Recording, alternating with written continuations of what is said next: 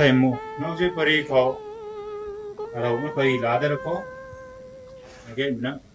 kinh sang hồ da ko nam chanai tong gang kuni mai kamang ko kha hai nam chanai tong gang kuni mai chagam ku kha dai ko mai jungle khat khou bam cham ko ne hai jungle khat khou hi gang kanai nei tinu mutung tho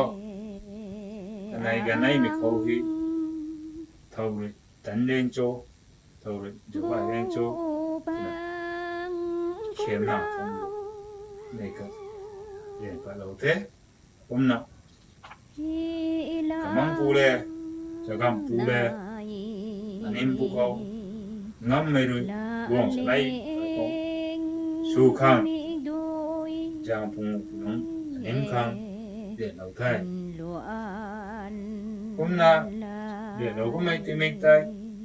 còn tắm phụ khâu cảm ơn phụ thọ nuôi ruồi nuôi cặp bùm biển cái chuyện lâu nữa đoàn thể thế nào thọ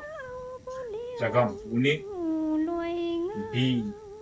miếng là này gan phôi đi miếng là này gan phôi đan đan là miếng su đan đan là đi thuộc bài còn vấn đề với hệ mang phụ của nè đi thuộc bài cái tấm lập cái này thì mình tháo thế cái này rồi anh em bấm mày anh em thì cả mang phụ rồi niên là karan pat cho cảm phụ của nè các bạn tin sang mấy rồi cả mang phụ các phụ thì cái giá của tu cả mang phụ rồi niềm tin là cho cảm phụ của khâu phẩm đất không tuổi tay cho cảm phụ bản tin rồi cả mang phụ cả bùng tay các hoạt bắt đồ vật hay cũng là cái này niềm mê hi này đến mình thằng cái của thọ cho cảm phụ của đi cả mang phụ rồi cả ruột bằng bọc lâu tên là thay cả mang phụ của đi cho cảm phụ rồi cả ba vùng cả quài bọc lâu tên là thay cũng là gan khát trong ngâm thay